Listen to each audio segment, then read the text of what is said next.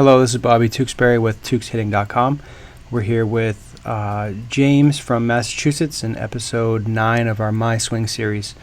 So we'll get right to it. I believe this video was submitted by James's coach, who's a high school coach down in looks like the Webster, Mass area, who was actually our clubby when I played for the Worcester Tornadoes. So Jay-Way, glad you could submit some video and glad to help out your program. And I just wanted to add that I've been seeing a lot more local schools and players and programs that are local in the Northeast have been following stuff.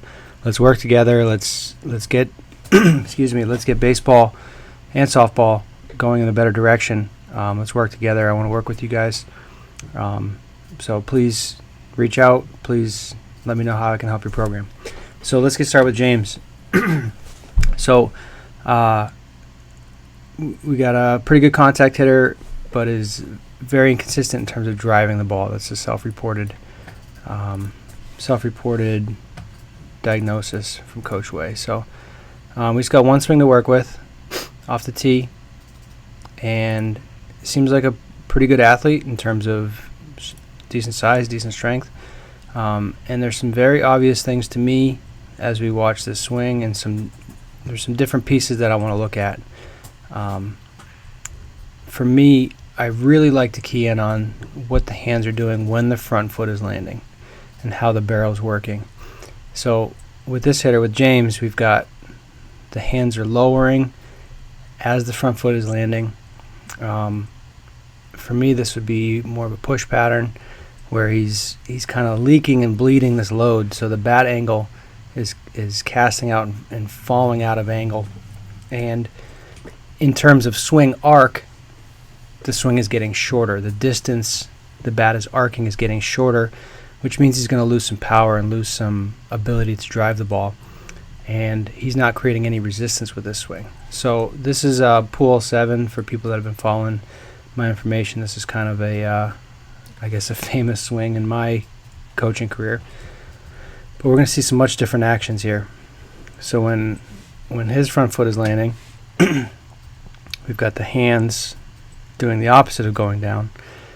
We've got the hips leading, so the hips are opening up. The hands are staying up. If we go back to James, by the time his front heel gets all the way to the ground, we see a very, very different picture. So we've got Pools getting into, this is the frame that we would call the truth position, where front heel is down, front leg is still bent. Get this back knee turned down and heel is released. Lead arm is up, back arm is down, hands are still up, barrel still has this full arc to go to the ball. And with James, we've got almost a straightened out front leg. I feel restricted. I feel like he's kind of congested with his body and his positioning. Hands have dropped down already, bat's casted out. Back heel is not really released. It looks like he's striding a little bit closed, which can cause trouble. It looks like it might be an issue here where he's striding across and getting maybe jammed up with his body. So we need to find a better load and a better rhythm. So when he rocks back, when he's got this move back, his hands are loaded. This is as far back as he ever gets his hands. When we look at Pools, when he takes his front foot off the ground, first of all, he's not going back. He's not going back. You can see his head is not going back. But his hands are also, everything's kind of tilting forward. He's got some posture change that he does. That's his style. I'm not saying you need to do that, James. I'm going to show a few different hitters to give you some insight into that. But he's not going back. He's not getting stacked up over this backside. You can see you're stacked up, and this is a huge theme. And there's a lot of instruction that says you got to get back, you got to stay back, and I think this is what ends up happening too often. So the hands right now never get back any further than they are. We've got the hands way outside the back foot, hands not outside the back foot. So there's some just position stuff going on. Now, from here, your hands don't go back any further. When we move through pulses, we've got the front heel landing, hands are working back, and that's when the hands are going back. And this is one of the biggest items, I guess, that I talk about in my book, kind of the foundation of the book. And it's something that I always talk about it because it's so important and so many people I feel like will benefit from it. Where so much coaching and so many coaching cues are to help hitters try to simplify things. Instead of making it simple, they're making it simpler, and there's a huge difference for me with those two words. So hands have just kind of gotten back, and from here the swing is very simple. There's not a lot going on, where it's just kind of a turn, and there's just a move towards the ball. And this is where Pujols is creating resistance. This is where he's getting his hands deeper later. He's getting his bat deeper later. So where you getting your hands back early is supposed to make things easier, your swing from that point is actually forward. You're losing angle. You're losing ability to drive the ball.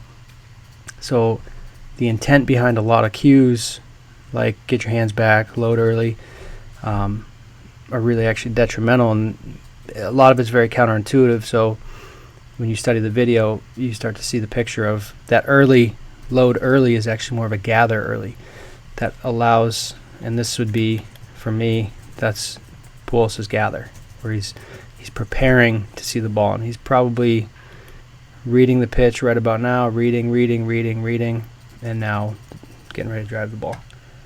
We'll look at some other hitters, different styles. Miguel Cabrera, obviously a phenomenal hitter. He does kind of a tap back with his front foot. He does like a pick it up, drop it. And if you watch him in a game, sometimes he does 2 or 3 of those. But again, when it's time to lift up the hand, or lift up the front foot, his hands are not going back. And again, James, for you, when that front foot's lifted, everything's kind of back. And in a lot of ways, your swing is very simple. And in a lot of ways, Cabrera's swing is much more complicated. I talked to some pro guys about this yesterday, about this fear of movement, this fear of what Cabrera does. They're just quick to call him a freak. But when you understand the movement, you understand the rhythm, you can start to work on these things. And the same thing that we saw with Pujols, when this front foot is landing, hands are not coming forward. They're actually working back. The barrel's working back, and in a much different position, again in that truth position. And just for comparison, by the time the heel finally gets down, just very casted out, again the lower body is in a different spot, getting closed, and you see this left arm is kind of out and across and in front of your body already. So by the time you get to contact, get this arm way across, way out front, and not across the body. And with Cabrera, a lot of the times his arm will stay across depending on pitch location, but it doesn't need to be out front. And I feel like for you need to be out front to hit the ball, because your arm is already right here. Your arm is already across home plate, I guess. It's in front of your body, so the angle by the time you turn is already way out front. We don't want that. We don't want the need to hit the ball up front. We want to be able to hit the ball in front if that's our adjustment to a pitch location or pitch speed. But you also need to be able to hit the ball with this arm more across your chest. So some things to focus on. Now I wanted to show Frank Thomas, because his bat angle, you could say, gets leaked out a little bit, where it's not as far over the head, or not over the head, behind the head, angled to get that full 180, maybe 200 degrees of rotation. So again, we're going to get to the point where that front foot is landing so we can see some differences. And these are the key frames for me, right through these frames, this movement where your kind of hands are coming down. Now it's going to be harder for you to work from more on top, more inside, because you're casting out, you're dropping. With Frank Thomas, I'll just let this play a little bit because it's kind of a cool clip. We're going to really see that lower body get open. And even though he's losing some angle, I'll slide this over just a bit. He's losing some angle with his bat. I mean, he's huge. He's a huge person with a ton of athleticism, a ton of strength. And we're going to see a very different, we got this huge hip action, pelvis getting wide open by the time he lands. So when he's down with his front foot, again, even though he doesn't have that angle really severely behind his head, more wrapped, He doesn't have a full 180 degrees, but his hands are still up. His lead arm is more up. You can read athletics across his chest better, where your lead arm is dropped down. So that's kind of the stuff that I'm seeing with your swing. I wanted to bring in one more hitter, Ted Williams, because his thing was hips lead the hands, and thought it was appropriate to bring him in, switch him over to be a righty so you can see it. Again, not going back. This might be a really good style for you to try. And when I have kids try this, I say take your front knee under your head. So his front knee is working under his head. He's got the back legs working out, but now he's not shifting his head back. His head didn't slide back over here. So again, we're going to see some differences with unweighting the front foot, stacked up, head over the back knee where he's got his head over the front knee. And then from there, again, those hands are working back. Everything's kind of going the opposite of what direction you're going, James. Again, not the full 180 degrees, but again, he's got the hips to lead, not having everything crashing forward together that we're seeing with your swing. So if you need some pattern change, that's what I would recommend. That's what I think will give you the most benefit. I would experiment with some hand load. When you're unweighting the front foot, do not load the hands back. Do not get them too deep too soon. You might need to feel like your hands are staying in front of your chest because you get them so far back so early. So you might need to feel like your hands are in front of your chest. And off the tee, there's a tendency to turn more than not off the tee. So just be aware of it. Keep taking some video and see if you're getting that far back, not off the tee, with some front toss or standing BP. But experiment with, don't let the hands get loaded when you unweight the front foot. You got to let the hands be loading later in the process. The hands will load and the barrel will work back to get on plane, to get inside later, to be on top later, and really get on plane. And those changes are going to help you maintain some of that bad angle. It's going to get your body into the swing more, and those things are going to help you drive the ball, in addition to being on plane better, in addition to being more inside the ball, so you're getting that better direction. So that's a ton of terms I just threw out. I hope that helps. Hope the video of these pro guys help. Again, this is the Poulos one for me is probably the strongest visual. Just maintaining this angle, getting the hips to lead better.